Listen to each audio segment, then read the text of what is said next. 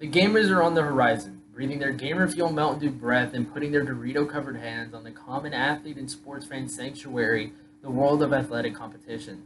Since the government now recognizes esports players as official athletes, people in the world of athletic competition and gaming have sparked this debate if esports players should be considered athletes.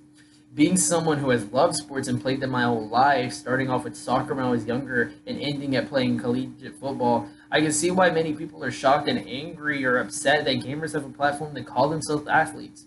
But to go along with my experience in sports, I also have just as much experience in the esport world. I played with an esport organization named Devastate under Counter-Strike Global Offensive for 2 years. So I can really see into both points of views and understand the differences, but mainly the similarities. Athletes have more in common with esports players than what meets the eyes. So if you take away the stereotypes of gamer and really consider the life of an esports player, you would see how they should be recognized as an athlete. When becoming an athlete, it's essential to dedicate oneself to their sport and game and to sacrifice massive amounts of time to practice. Professional athletes spend 40 plus hours a week training and 40 plus hours a week practicing for their sport. Esports players do the same as well, spending that just much time a week practicing and training. I've had experiences with myself with time demanding schedules, playing sports and esports at the next level.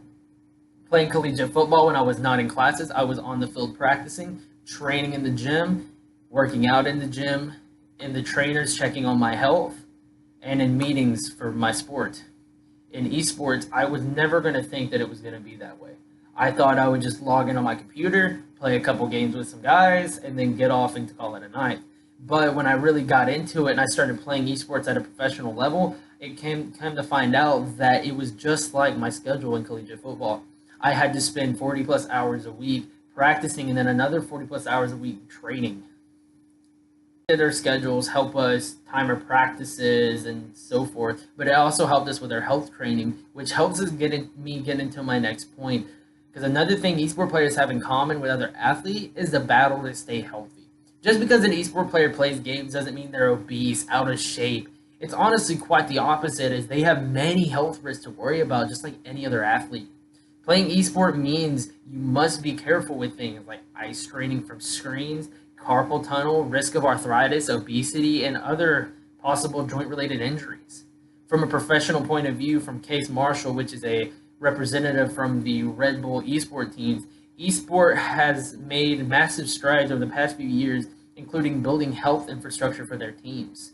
We are starting to see teams post gym selfies, videos of them running on their social media, changes in their diets and eating schedules, and it's a huge sign that they are taking fitness seriously.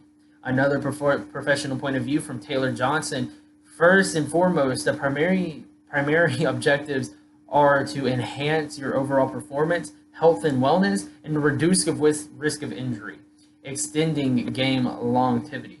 So it's not only just worrying about your health, but how long you can do it for. How long in your life can you keep competing? With my experience with esports, I had a very strict schedule from practice, meeting, working out, and so forth from before. But I also had training in ergonomics, which is placements on keyboards, mouses, and just how to protect yourself from illnesses that you can get from just looking at a screen. When I was playing football, it was all the same. I had to do stretches with my trainers, go through shock therapy every day after practice, just to control my muscles and to make sure, since I was a kicker, that everything was staying in top shape. The stereotype that esport players are just unhealthy and unphysical is simply not true. While staying healthy is the top priority of any organization that gives their teams. Esport players are not only healthy like normal athletes, but they're physical just as any other athlete. With hand-eye coordination and press and motor skills and etc., it causes them to sweat like any other athlete and put in a lot of physical work like any other athlete. And not only physical work, but mental resilience as well. From Professor Indigo Frosby, he said, "We were particularly impressed by both demands placed on the motor skills and their capabilities. The esport athletes achieve up to 400 movements on the keyboard and mouse per minute, 4 times as much as the average person. The whole thing is asymmetrical because both hands are being moved at the same time and various parts of the brain are being used at the same time, making esport players work just as hard physically as any other athlete would have to." So if we put the stereotypes behind us of the Mountain Dew, Doritos, and then being unathletic, and just start looking at them how they deserve to be as athletes, because they work hard just like any other athlete to win at their sport and to dominate, and to find and to be the best at what they do. With esports players having plenty of practice, health management, and mental resilience, just as any other athlete, esports players have joined the athletic world and are here to stay, as they will keep climbing up the top of entertainment, proving anyone wrong that doubted them. Esports players are our athletes of the future.